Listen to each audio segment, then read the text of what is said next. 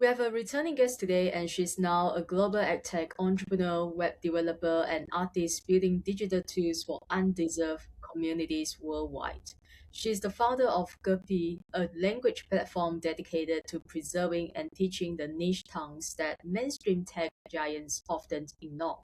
So, guys, help me in welcoming the tech entrepreneur, the one and only Leon Emma Brave. Welcome back to the show, Leon. Hello, Joanne. It's good to see you. Thank you for having me on your show. How have you been?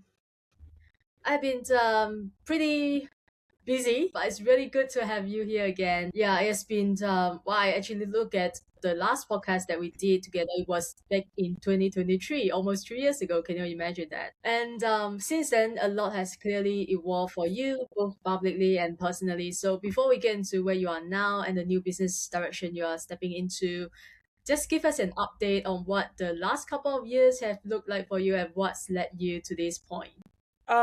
So what the last couple of years have looked like for me was disruption. It was a complete disruption for the world and the education space because of the pandemic. If parents were stressed out because they were unable to literally send their kids to school for not only one but two, in some places like 3 years. What do you think about people who were professional teachers? They were pretty stressed out. They were laid off from work. And I am what is referred to as a career teacher, allegedly, meaning that every time I tried to change jobs, I would often get the kickback from my resume, "You're a career teacher." So I entered different industries during the time that education was disrupted. But it wasn't the right path for me. The right path that I was on early. I was on my right path when I was 22 years old. When I entered my 30s, because of the pandemic, I had to start looking at other paths that I ended up like beating my head against, frankly. Because I was in a disruptive space, and by disruption, I mean world disruption, I started looking at what is called like basically innovative disruption tech. What does that mean? It means when you're in a space that's always been like sort of the status quo and you interrupt it. We see this in politics, for instance, with like people like President Trump. One of the reasons he's sort of disruptive is because he's not diplomatic or polite, and those do not meet the standards of politics. Bitcoin is considered a disruptor because it's currency that the government can't tax or track. It's also currency that you can easily get locked out of, so be very careful. And and But anyways, disruption is it's when something interrupts the status quo. And disruption is a tool for good and for evil, and that usually that's how the double-edged sword of life swings. It's pointy on both ends for a reason. Everything has a pro and a con. So I've sort of like naturally moved into like a disruptive tech space, which is frankly, when I was a young teacher, a lot of teachers, older teachers, would have a problem with the younger generation coming in and like just turning on the TV for the kids. They would see these teachers as lazy. But actually, it's a way for teachers to conserve their energy, especially when they're in big classes. Often, teachers will get stuck with classes that sizes that are unrealistic, especially in government schools. Like having like 30 first graders to yourself it's insane, frankly. And that's not even the biggest number I've seen. I've seen teachers have up to 50 Chinese students to themselves, and that's insane. And you cannot expect a teacher to handle 50 first graders by themselves. It's insane. So, like, one of the reasons children get left behind in education is where are they sitting in the class? Like, it's proven that kids who are in the front learn more than kids who are sitting in the back, and it has nothing to do with being a genius or your IQ. It's literally the difference between, can you see the information on the board? Can you hear what the teacher is saying? Does the teacher have easy access to check in on you? And so this is a big problem with the government sized schools. And whether people like it or not, actually technology can help us fill those gaps. Right. Wow, that's in a lot of information, but thanks for that update. So you have found a Gurbi. I'm sure that's a way of your way to disrupt the tech scenes and the language learning markets, right? So made you realize there was a there was a major opportunity in teaching niche and underrepresented languages instead of competing directly in the mainstream language learning market, like teaching Spanish or English? Like, what made you realize there was a huge opportunity? I've mothered Gerpy, and and what has made me realize there's a huge opportunity is because this has already been the path I've been on since I was like a baby myself. Like I always found opportunity teaching English. That was literally like the life saving path that I was on at a early age, was teaching English in China and South Korea and Cambodia and Thailand. So there's always been a huge market. It's $1 billion industry.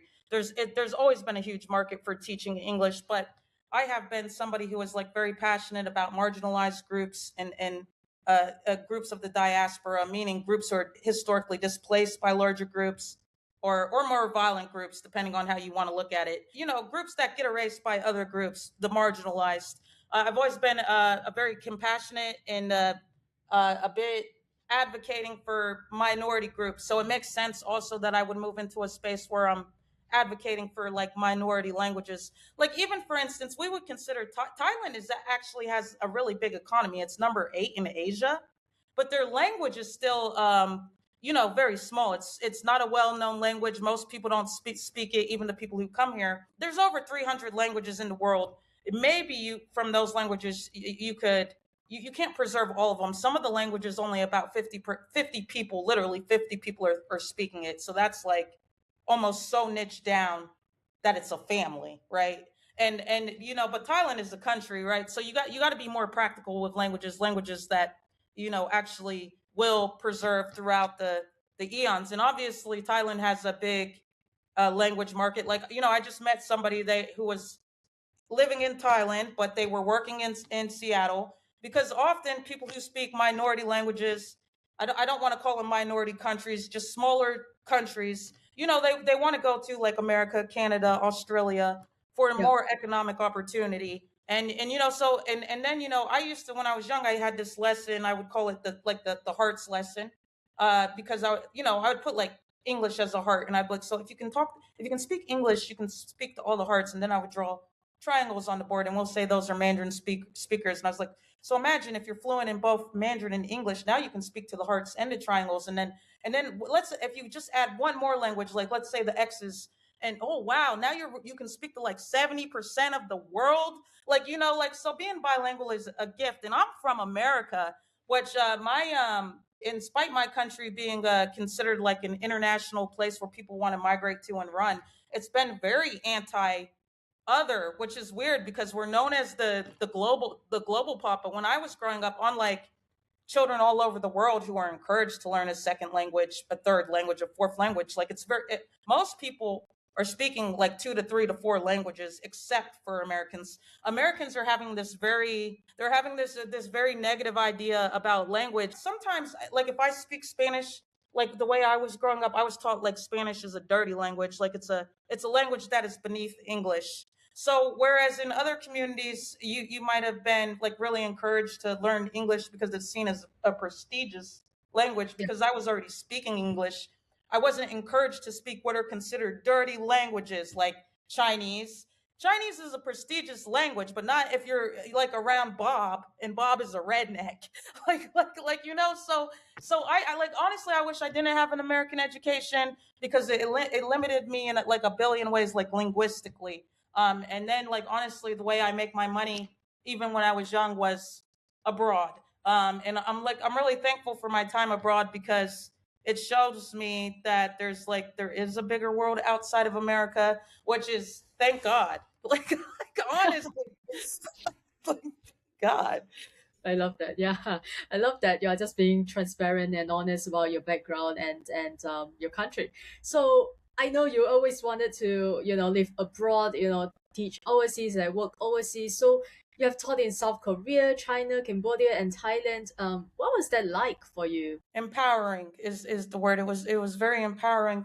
There were moments in America where like America does have like things. It has barriers and it has these roadblocks, and honestly, I think I would have been very easily broken and lost along the way of some of my I'll just call them post pandemic challenges. if it wasn't for the way that countries like China built me up. Like China was like so desperate to have me work for them, they were buying me like 16,000 dollar pianos like as a gift, like they do with like basketball players to recruit them. China was so desperate to have me work for them that they would buy me very expensive presents to work for them. So Mm, obviously that gives me like a high sense of self-esteem and accomplishment.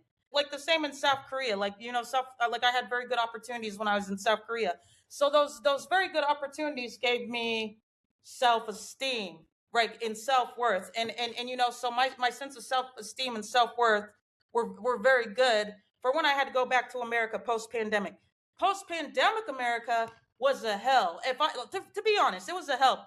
There were more people like plummeting into poverty rapidly. There were more people being evicted rapidly. There were more job losses rapidly. I was disrupted in multiple ways, which is I'm in America. I had been in Asia long term.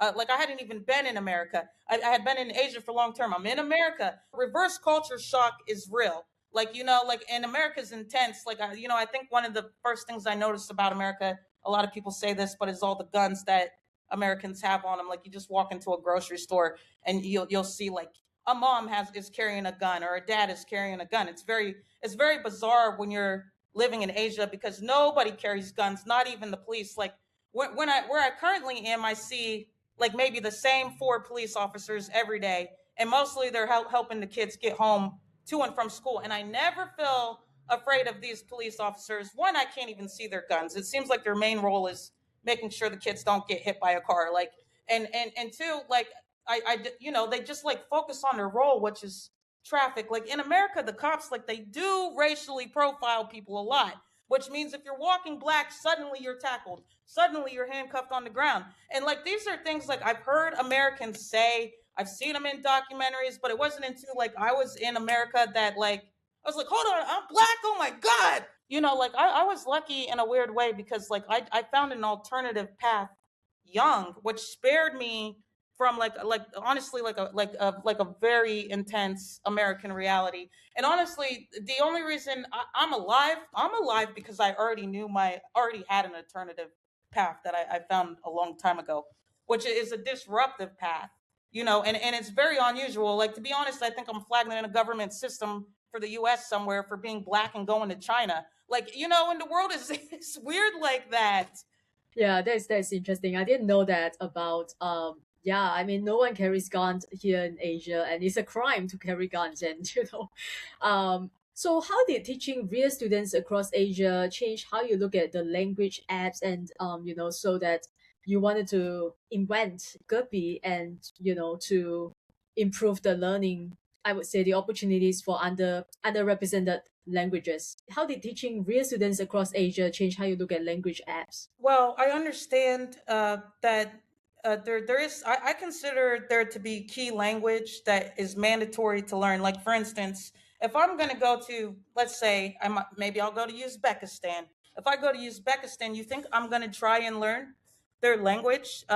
No. But do you think that maybe I'll learn survival language, like where is the bathroom? How much is this? Can I get a cheaper price? Help me, please. Do you think I'll learn survival language? Yes. And then like honestly, hello and thank you and I'm sorry go a long way. Like in any culture in language, yes, no, hello, thank you, how are you? They go a long way in any language. So like the first thing you want to teach basically anybody is survival language. To how to get through the day, how to get through the week. You want to teach them survival language. And then like like a lot of people like they focus on grammar, which is it's not really necessary because what's true, local speakers don't really follow the rules of language. Like they break grammatical rules all the time. Like almost no one talks grammatically proper. Making a native speaker focus on a non-native speaker focus on grammar is kind of a waste of their time. Like you should focus on articulation. You should focus on speaking. And then like one of my Chinese bosses used to have me write her son's college papers, which is an ethics question, but frankly, I've written a lot of people's college papers. So frankly, and like to be honest, a lot of people that's for another debate. But his written English was terrible. It was terrible. And so then I was thinking, like, a part of me wanted to, like, really force my students to focus on writing. But then I thought about it. Other than for the couple of papers they're going to come across in their life, is that really a valuable skill? And the answer is no, especially in the land of AI, where now these kids are going to be using AI to write their papers. I mean, here's the truth: if Chinese moms were using me to write their kids' papers, in in the land of AI, they're not. They're going to be using AI to write the kids' papers. So, like, am I going to really sit there and try to be like, you learn to write? You learn to write? No, it's a waste of my energy, and frankly, it's a waste of their energy. They should be learning to speak. They should have their, because other than the couple of tests they're going to fill, I'm not, obviously, if you can do both, you should do both. But but where your focus should be is on survival, and that's going to be language, not writing. I mean, the spoken language, not the written language. And then, even this is also a thing that I learned, like in big countries like China, Mandarin is hard for everybody. Obviously, it's hard for English speakers, but it's hard for the locals. Like 50% of China is illiterate, right? And for the same reason I'm saying about 50% of the students I could never teach English to if I wanted to, and it's because they're in the back of the class. The same is true for why do 50% of Chinese students end up illiterate, even though that's their local language. It's because the classes are too big. So just like they can't hear the English teacher teach them English, they can't hear the Chinese teacher teach them Chinese, which is why everyone is fighting for a private school if they can afford it, because it ensures your kids can read and write, which is important. Like, we maybe think about how hard it is when, like, we go to a foreign country. There are people who never left their country and they're kind of left out of language. Yeah. Yeah. So again, what makes Gerbi different from other languages learning apps out there? There are many, right? So what makes yours different? I would say it's the best of all worlds. I've been a long-term educator, and it's the best of all worlds. Also, a lot of these apps are developed by non-native speakers, frankly. Like, like, I've gone through tons of ESL books, and a lot of these apps are developed by non-native speakers, and they're very basic and they're very routine. Like, one thing you'll see is a lack of imagination across these textbooks. Like, like, I meet a lot of Chinese kids, and they'll be really excited to talk to me, but it's exhausting for me to talk to them because they all sound the same. It's like clone one, clone two, clone three. They're not very good at expressing their core personalities, or what differentiate makes them different from this person or that person. And one is like they're very limited in their English tools, because they've been, all the English books, like, what is funny is the English books I use in South Korea are exactly the same as the English books I use in Thailand. Like, the same, hello, how are you? I'm fine, thank you. Hello, how are you? I'm fine, thank you. Like, like, I try to, obviously you have to have a system. Like, I'm very big into systems. You have to have a system, but I try to build systems that build variety. Like, I try to have systems that build foundations, but build personality. Like, like, I try to have systems that build foundational English but build creativity. Like, so I would say, like, my English is the best. Also, I'm a very articulate. Like, I'm a very good speaker. So you're learning from me. And one of my gifts is that I'm an artist and a musician and a creator. So I'm very high in speech. Like, and so you're learning from me. Like, I'm not boring, frankly. So people who use your app, are you telling me that they can learn Chinese, they can learn Thai, they can learn, I mean, what are the languages they are able to learn from you? No, I'm not telling you that. I'm telling you that. So another thing that I think the ESL markets have wrong is they don't believe in translation. Oh, They okay. they, they usually believe in an immersive English environment. I think that's a lie. Let's be honest. If the kids don't know what I am saying to them, they're gonna be lost. So, like, like, definitely my language instruction offers translation, but my Gerpy project is ambitious. Like, I'm gonna start with one niche language and then get to the next one and then get to the next one. Right now, I'm focusing on Thai, and I'll probably be focusing on the East Asian languages because those are like the areas that are my stomping grounds, and where I've already done like a lot of in-person footwork.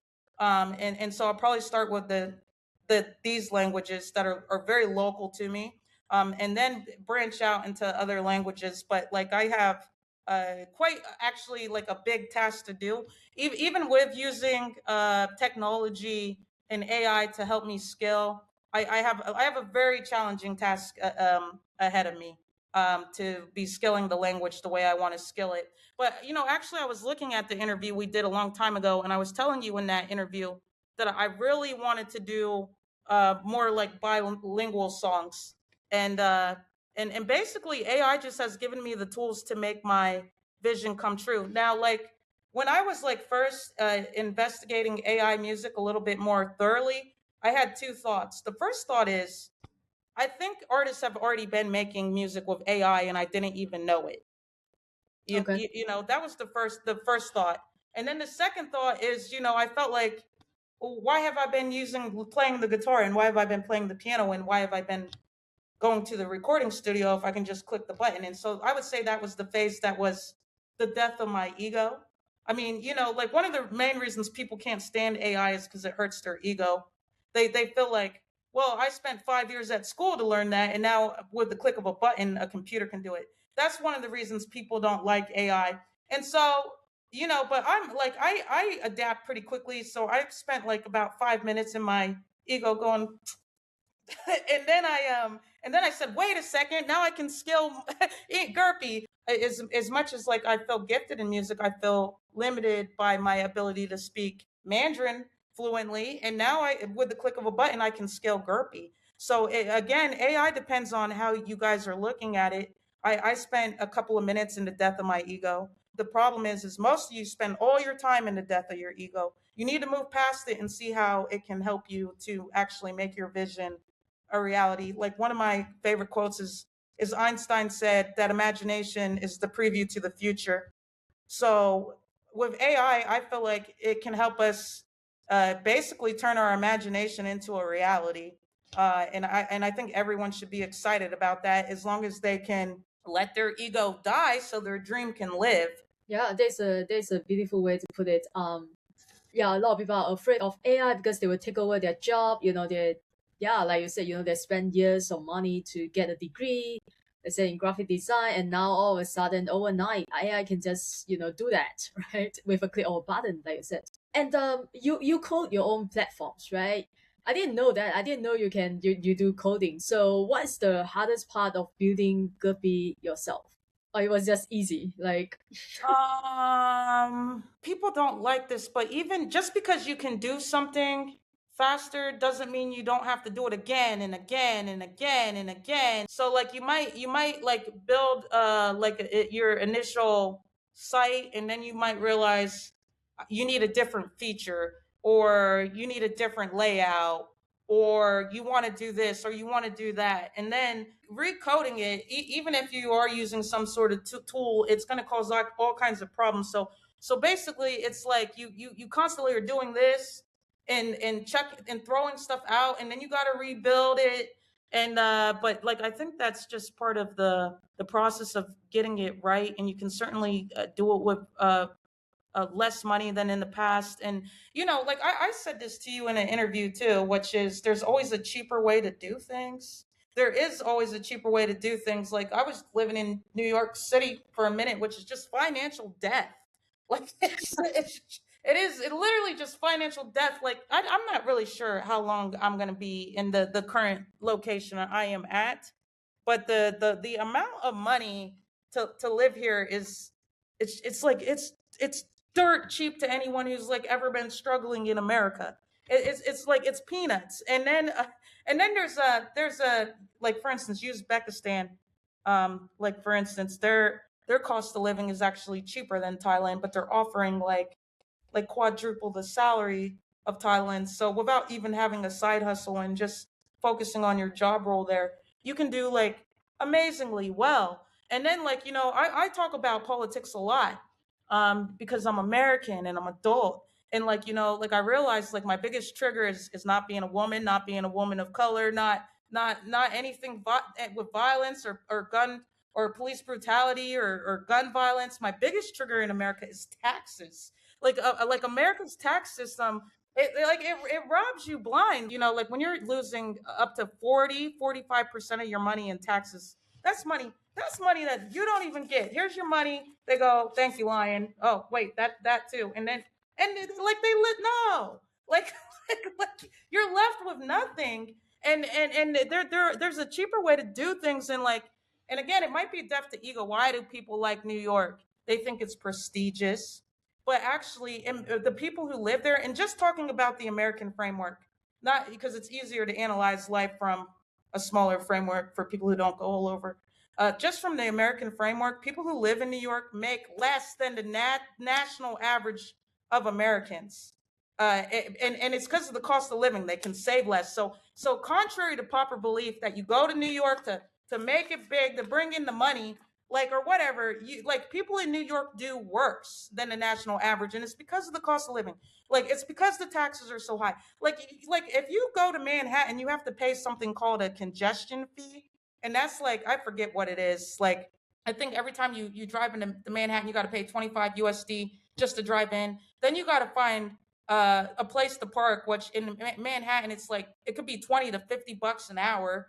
And like I had a car originally when I went to New York, but I lost that car quick because of congestion fees, because of tolls, and because there was no parking, which meant I was always getting slapped with a parking ticket, and it was too stressful. Like I think like honestly, one of the best things you can do is to quit. It's quit certain things when you know it's not working. Like I'm a very stubborn person too. Like I'm actually not a quitter. I'm a fighter, and I'm very resilient. Meaning I'm literally someone who could stand in the rain like for like 48 hours. And if I thought to win a prize, like I needed to stand there for another 48 or whatever, I would.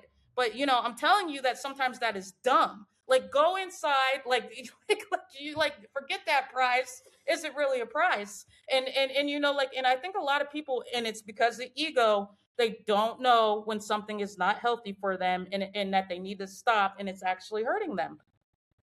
Yeah.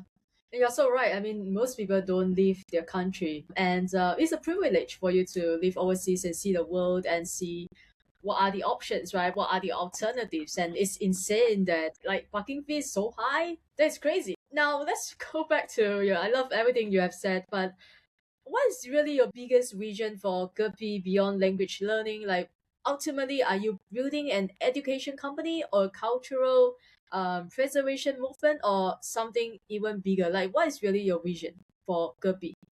I hope that the money I make from making ESL albums and ESL curriculums and ESL apps, I can use to help some of the marginalized communities in my home country and around the world.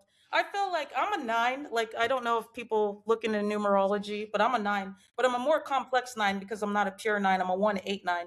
So ones are leaders, and then eight's the money of the number of money, and then put it together, I'm a nine. So nines don't get rich for just to be like, woo, give me that Gucci, give me like I'm more likely to build a school than go buy a Ferrari.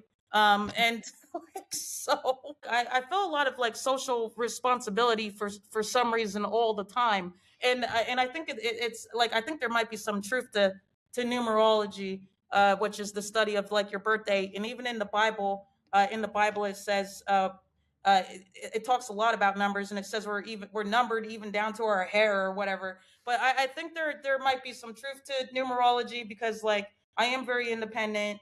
I'm very money focused because even when I was a kid, my dad was borrowing money from me. Like even when I was a kid, like my older siblings were borrowing money from me. I remember when I was a kid, I wanted a monkey. Friends, that TV show was very popular, and like Ross had a monkey. Aladdin was my favorite movie. Abu, Aladdin had a monkey, and like just like I really wanted a monkey. And my mother said to me, she said, I saw in the newspaper that there was somebody was selling a monkey for $1,000, and this was a lot of money back then, even for Americans. And but I didn't have any concept of money, so I went to my mom and said, "Hey, give me this monkey, Mom. She said, if you come up with the money, you can get the monkey. I did come up with the money because I started the same newspaper that had the monkey in it had jobs in it.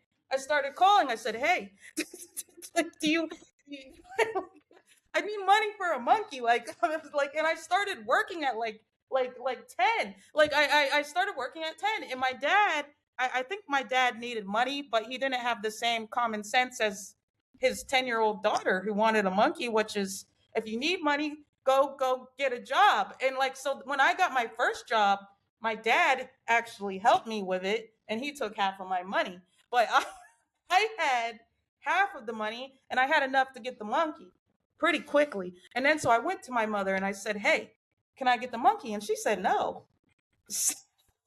I don't know. But the point is, I'm not sure the point. But the point is, it's like I've always been good at making money. And that doesn't mean I'm always keeping it. And then my 9 also gets me into trouble too, because also in the Bible it says, like, be a good steward of your money. Don't cast your pearls among swine.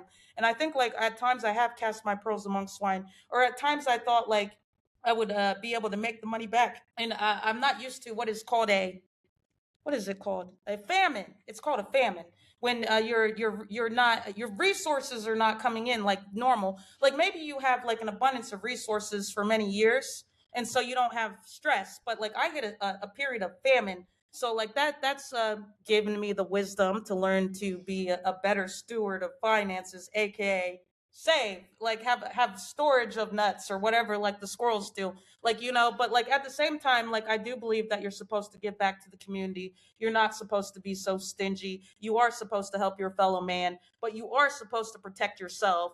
And so I think like there's a good rule of, it's kind of cheesy, like Dave Ramsey calls it the emergency fund. I think 6 months. I think yeah, once you have 6 months of your daily expenses saved, then you're positioned to help the greater community.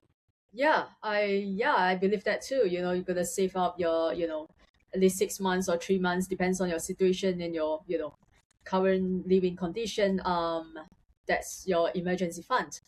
Then you are allowed to do whatever you want to do. You can quit your job, you can start a new business, right? You can travel and Leon, thank you so much for joining me today. It's been so fun to have you again and to speak with you again. Now, is there anything that you really want to talk about, but I didn't ask you, I didn't let you?